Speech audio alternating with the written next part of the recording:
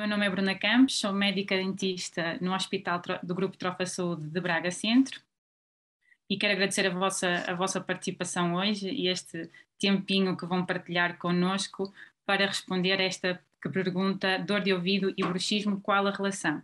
Comigo eu vou ter o Dr. Jorge Rodrigues, otorrinolaringologista, e a quem agora, para iniciar a nossa sessão, eu vou passar a palavra.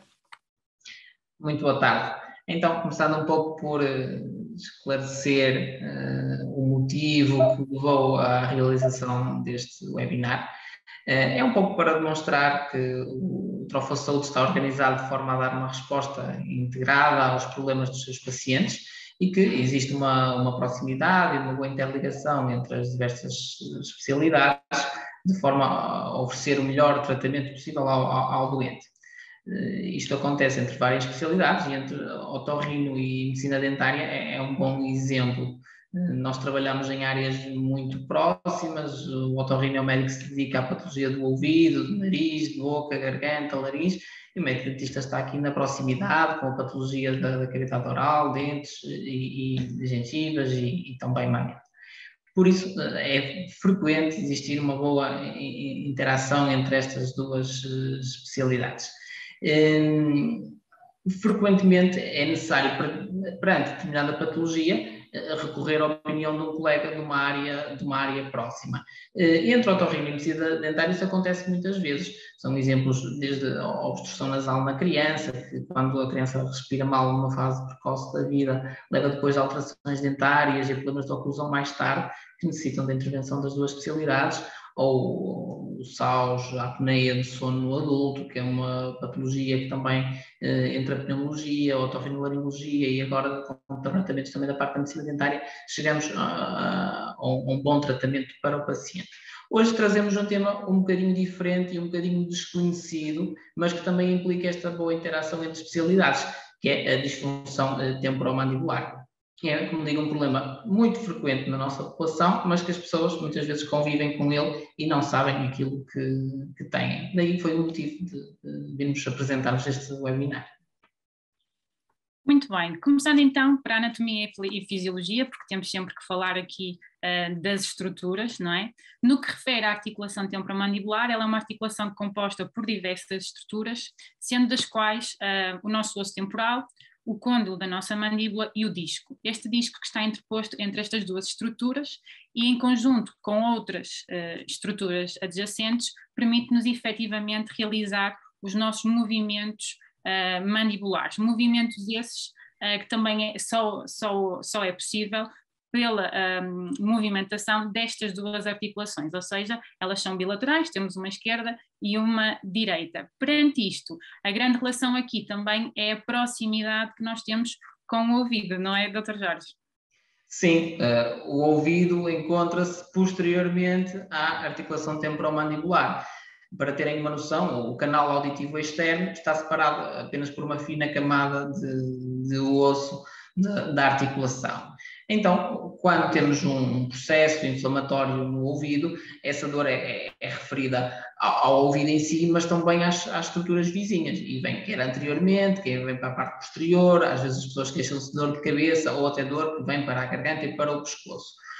O mesmo se passa com a articulação temporomandibular. Esta articulação, quando está a funcionar incorretamente, quando está inflamada, leva a uma dor que se espalha pelas mesmas regiões. E é muito difícil ou praticamente impossível ao doente só por si saber qual é a origem da sua dor. Daí deve recorrer a uma ajuda especializada do médico para tentarmos chegar a um diagnóstico certo e para iniciar o tratamento certo o mais precoce possível.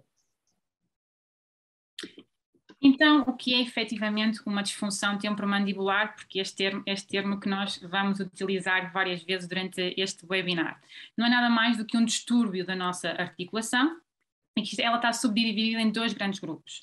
Do foro articular, ou seja, que acarreta efetivamente todas as estruturas da nossa articulação, mas também há aqui um grande grupo de distúrbios que têm uma origem muscular, que são esses os músculos da mastigação. No entanto, isso não impede que o paciente não tenha ambas as disfunções, quer do foro articular, quer do foro muscular. E muitas destas patologias podem efetivamente dar dor referida. Dor essa que, na grande maioria das vezes, se for perto do ouvido, o paciente efetivamente vai recorrer ao otorrino porque acha que é uma dor de ouvido. Perante isto, nós temos várias causas para a disfunção temporomandibular. As causas que originam este distúrbio são efetivamente muitas. Ela é multifatorial e também é muito complexa. Motivo pelo qual, quando nós recebemos um paciente com estas características, temos efetivamente que fazer um diagnóstico efetivo, mas também temos que fazer aqui um diagnóstico diferencial, porque existem vários outros fatores que envolvem estas disfunções. Podem ser elas o stress, a ansiedade, eventualmente algumas patologias sistémicas, como pacientes que tenham fibromialgia, que tenham artrite reumatoide, e o grande bolo, que é aquele que muitas das vezes dá logo o sinal de alerta ao paciente, que são os traumatismos. Nos traumatismos, nós temos o macrotrauma, que pode ser, por exemplo, um acidente, uma pancada que o paciente leve na zona da articulação e que vá ao limite da sua tolerância fisiológica, ou seja, a nossa articulação aguenta determinadas cargas, mas se a carga que for exercida sobre ela for superior àquilo que ela aguenta, efetivamente vamos ter um trauma e vai originar dor. Depois, nós temos os microtraumas e é aqui que aparece o tão falado bruxismo. Então, o que é que nós podemos dizer? Podemos dizer efetivamente que o bruxismo é um hábito parafuncional, ou seja, efetivamente um paciente que tenha uma disfunção temporomandibular pode ou não ter bruxismo. E esse bruxismo pode ser um bruxismo de sono ou um bruxismo de vigília, que é aquilo que acontece durante o dia. Eventualmente pode ter outros hábitos parafuncionais, como roer as unhas, roer as canetas, que muitos jovens o fazem e alguns adultos, e depois também temos os desequilíbrios posturais, nomeadamente estar durante longos períodos do dia com o punho a suportar a nossa mandíbula e, consequentemente, a fazer pressão sobre ela, e efetivamente um grupo-alvo do telefone, que é o call center, as recepcionistas, em que estão a segurar o telefone com a mandíbula e o ombro. Quanto aos sintomas, o principal sintoma que leva o doente a procurar ajuda nos casos da disfunção temporomandibular é a dor. É uma dor que se localiza um pouco à frente do ouvido, o local mais típico, mas é comum o doente referir mesmo dor do ouvido, a otalgia, ou referir uma dor inespecífica que ocupa todo o lado da face, que muitas vezes é uma dor de cabeça, uma cefaleia de um lado, ou uma dor que irradia para o pescoço. São várias as formas de apresentação desta dor, o que nos leva a estar atentos para perceber de onde vem realmente, onde é que é o foco que está a despoltar. Também é frequente o doente vir com estalidos, dizer que ao abrir a boca, ao mastigar, que se sente um barulho muito próximo do ouvido, que muitas vezes até diz que é dentro do ouvido, não é à frente do ouvido, é na articulação. Associado a isso às vezes a situações mais dramáticas, como já com dificuldade a abrir a boca, ou até luxação na própria articulação. Mas comum também é o cansaço muscular, é ter aquela sensação de que ao mastigar durante uma refeição, que os músculos ficam com dor, ficam cansados, que é difícil esse ato. Isto diz-nos que há ali alguma coisa de errado.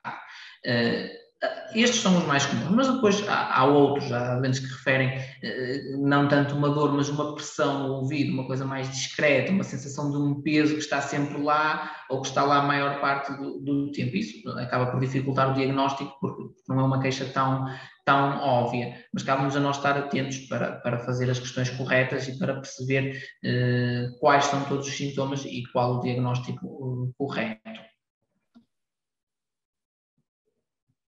Quanto ao diagnóstico, o mais importante é sempre a história clínica, é conversar com o doente para ter uma boa caracterização desta dor, uma boa caracterização da região, da intensidade da dor e se existe fatores de alívio, fatores de agravamento, se esta dor aumenta com a mastigação ou não, se é pior de manhã, se é pior depois de uma refeição.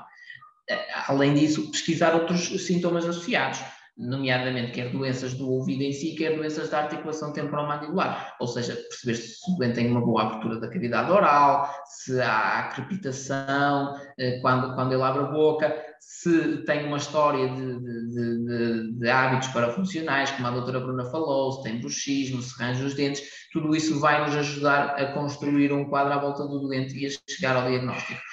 Por outro lado, se o doente tiver líquido no ouvido, pusto, puração, perda de audição, aí já nos aponta mais para ser alguma coisa realmente do ouvido e não da articulação. Temos de fazer esta divisão.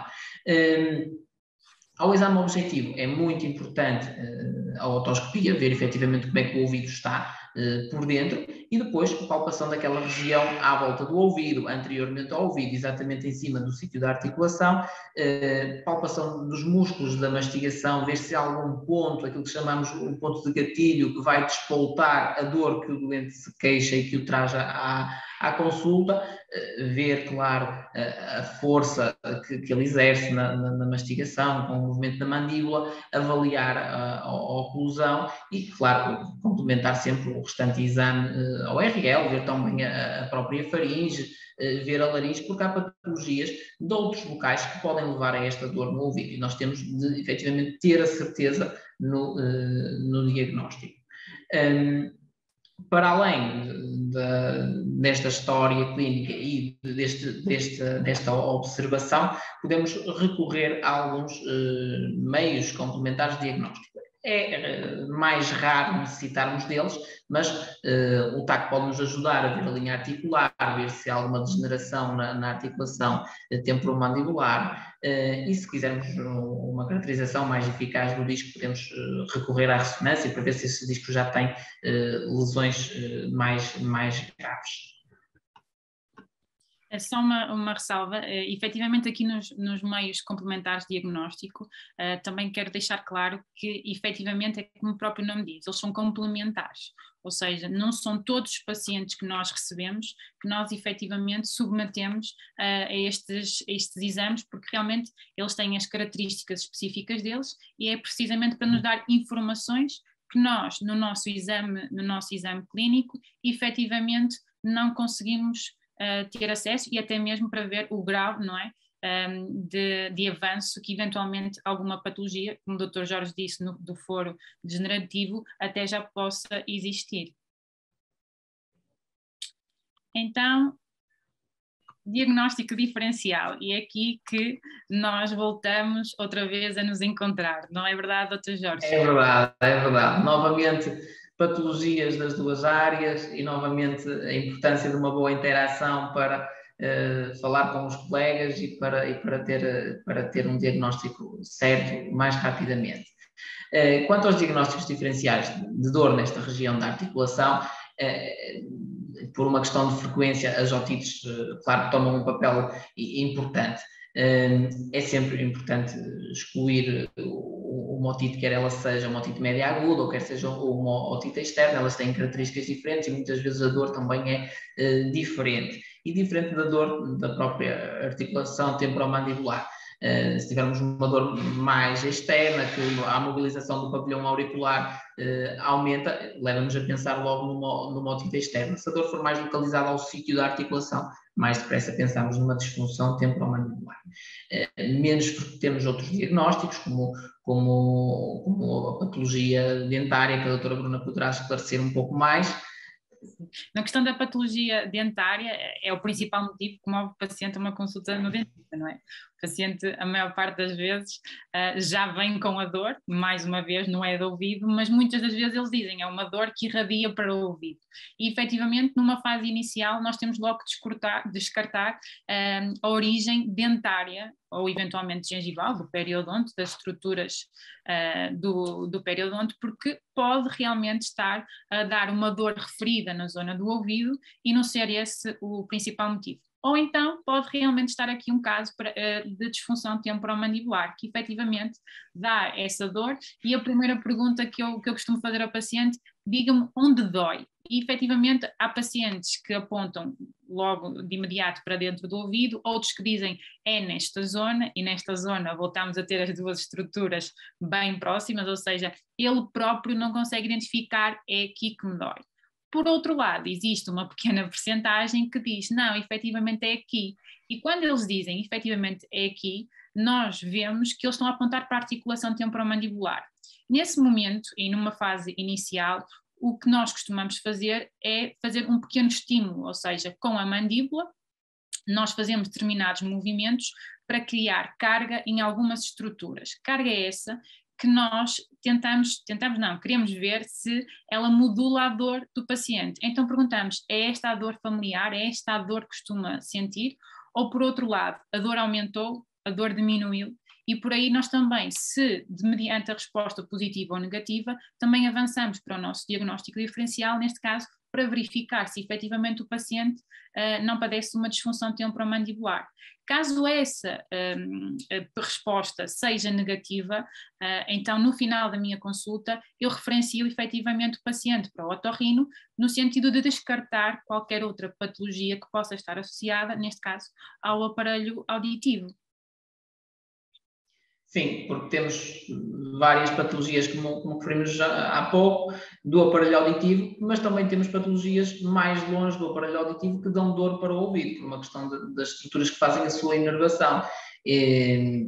Eu posso ter lesões, isto são situações mais raras, mas eu posso ter uma lesão na cavidade oral, quer ela seja inflamatória, quer ela seja de foro oncológico, que pode despoltar uma dor no ouvido. É típico, por exemplo, a neoplasia do seio piriforme, que é uma estrutura da faringe, já um pouco mais abaixo que estes níveis que estamos a falar, mas pode apresentar-se apenas, inicialmente, com uma dor no ouvido. É uma dor que não cede a nada, que está sempre lá presente, que não tem fatores de alívio ou agravamento. Ou seja, uma dor do ouvido é sempre para ter, uma dor nesta região do ouvido é sempre para terem atenção e rever bem esta lista de diagnósticos e fazer o tratamento adequado. Mais raro ainda temos a artrite temporal, temos o síndrome de Eagle, que são situações em que há uma estrutura óssea que cresce um pouquinho mais e que leva à compressão do nervo e leva à dor que irradia para a região do ouvido. Isso já são situações bem mais raras. As que nós apresentamos aqui em primeiro, sim, são aquelas que é mais frequente encontrarmos na nossa consulta. Então, chegamos à nossa pergunta, a que motivou também o nosso título deste webinar, que é dor de ouvido e bruxismo, qual a relação? Então, voltando àquilo que já falamos durante o webinar, já percebemos que o bruxismo não é uma patologia, é sim um hábito parafuncional. Temos dois tipos, do sono e o de vigília, em que temos as características, o sono é mais comum no ranger os dentes, o de vigília, que é durante o dia, é mais comum o apertar os dentes, e este bruxismo pode ser tanto primário como secundário. O que é que nós queremos dizer com isto? Significa que um bruxismo primário significa que é um bruxismo idiopático. O que é ser idiopático? Não há razão, é espontâneo, não há razão aparente. E nesse sentido nós estamos perante a maior característica é ser um paciente saudável, um paciente que tem um sono reparador, um paciente que não tem nenhuma patologia sistémica, é um paciente que simplesmente tem este hábito. E depois podemos estar perante um bruxismo secundário. E aqui no bruxismo secundário nós podemos ir buscar todos aqueles fatores que vimos que estão responsáveis pelas disfunções temporomandibulares, nomeadamente o stress, algumas patologias do foro respiratório, e aqui novamente eu volto a partilhar com os colegas de ORL, com os meus colegas de pneumologistas também, porque pacientes que tenham, por exemplo, a apneia obstrutiva do sono, pacientes que tenham refluxo gástrico, podem ter um bruxismo. E porquê que nós dizemos que é secundário? Porque se estas patologias, nomeadamente o refluxo, for controlado ou estiver a ser tratado, o bruxismo pode eventualmente desaparecer ou até reduzir a sua intensidade. E nesse sentido, é nisto que nós queremos também que se faça um sinal de alerta, porque o bruxismo não é uma patologia, ao contrário de que, não é, agora toda a gente fala, isto é, em bruxismo, muitos pacientes vêm à minha consulta e dizem: doutora, eu venho porque disseram que eu tenho bruxismo, eu venho tratá-lo. E a primeira pergunta que eu faço é: como está o seu sono? Tem alguma patologia sistémica? Toma alguma medicação? Tem stress? Tem ansiedade? Porque são efetivamente fatores que são preponderantes tanto no diagnóstico como até mesmo, eventualmente, no desenvolvimento da dita disfunção que nós falamos inicialmente. E com isto, o que é que nós queremos chegar? Então, dor de ouvido. Já percebemos que é um dos sintoma que o paciente revela quando vem à consulta. Então, nós podemos ter um paciente que revela ter dor de ouvido, mas que não significa que faça bruxismo, ok? Por outro lado, podemos ter um paciente que tem dor de ouvido, que tem uma disfunção temporomandibular e que tem bruxismo. Mas não significa que ter bruxismo também tenha a disfunção. Então, respondendo à pergunta, qual a relação? Depende. Depende do paciente e aquilo que ele nos traz, porque nós só poderemos dizer se efetivamente há uma relação depois de fazer um correto diagnóstico, e nunca poderemos afirmar que um paciente que tem bruxismo vai obrigatoriamente ter dor de ouvido e vice-versa. Neste sentido, após nós fazermos, eu falo a minha realidade em medicina dentária, após eu fazer o meu diagnóstico diferencial para a disfunção temporomandibular, foi como eu disse anteriormente: se eu vir que não há disfunção, o paciente queixa-se dessa dor e essa dor não tem qualquer característica que eu possa associar a outra patologia, neste caso da minha área específica, que é a medicina dentária, então eu tenho que o referenciar. E posso, neste caso, na dor de ouvido, referenciar para o RL, mas, por exemplo, há pacientes, e eu já partilhei aqui também com colegas de pneumologia, que eles vieram com indicação para goteiras oclusais e para tratar o dito bruxismo, e eu referenciei primeiro para a consulta de pneumologia para fazer um diagnóstico diferencial para a apneia obstrutiva do sono. E com isto, o que eu quero alertar principalmente aos pacientes é: se vocês têm uma dor de ouvido e essa dor de ouvido neste momento não está a ser tratada, ou vocês já recorreram a um otorrino ou outro clínico e efetivamente não vos deram um diagnóstico, procurem novamente um profissional qualificado. Porquê? Porque tem que haver um diagnóstico. Se têm dor, é porque alguma coisa não está bem, como disse o Dr. Jorge. Se existe esse sintoma, ele não pode perpetuar. E muitas das vezes o que acontece é isso mesmo. É nós recebemos pacientes que já estão há um ano com dor, ou há um ano, não é uma dor que os impeça a sua rotina diária, mas que é um desconforto e que está lá. E nós temos que perceber qual é a sua origem. Por outro lado, se eventualmente, neste caso, para os meus colegas de medicina dentária, outro apelo que eu faço é: se efetivamente tem um paciente que, por exemplo, já fizeram um tratamento de disfunção temporomandibular e no final do tratamento o paciente refere que ainda sente algum desconforto no ouvido, referenciem para os colegas de ORL, eventualmente se tiverem outra patologia das quais vocês suspeitas, referenciem para a especialidade em questão, porque só com esta relação entre áreas é que nós efetivamente vamos conseguir tratar o nosso paciente e, por exemplo, não deixarmos de ter um paciente que vem com uma dor aguda e que às páginas tantas já passa para uma dor crónica, e aí o trabalho já vai ser completamente diferente. Não sei verdade. Se Jorge quer partilhar alguma... Perfeitamente de acordo, e acho que a mensagem importante é mesmo essa. É a melhor mensagem que podemos deixar aos nossos participantes que estão a ouvir-nos é essa, dizer-vos que efetivamente a dor do ouvido é algo que é muito frequente, ou a dor na região do ouvido, porque, como vimos, há muitas causas para esta dor. As pessoas conhecem ao título como sendo uma causa frequente, mas há causas que não que são mais desconhecidas, como a disfunção temporomandibular. E apesar de ser desconhecida pela população em geral, é efetivamente uma causa muito frequente desta dor e que tem de ser estudada para perceber o grau de atingimento, para programar um tratamento adequado, e as pessoas têm de ter noção que às vezes o não agirem precocemente o deixarem esta situação para o mês seguinte, para os meses seguintes, para o ano seguinte, pode levar a lesões no disco da articulação, a lesões de esclerose nas estruturas ósseas envolvidas na articulação, que depois passam a ser mais difíceis de reverter os sintomas e podendo até tornar-se irreversível a funcionalidade da articulação. Por isso, a dor do ouvido é efetivamente para terem atenção, para ser estudada, para chegar a um diagnóstico e um tratamento rápido. E com isto, não sei se a doutora Bruna quer acrescentar mais alguma coisa, mas penso que da minha parte era isso que queria dizer. Exatamente, é efetivamente isso. Da minha parte, acho que não tenho assim mais nada a acrescentar. Acho as nossas principais bandeiras nós acabamos de as partilhar.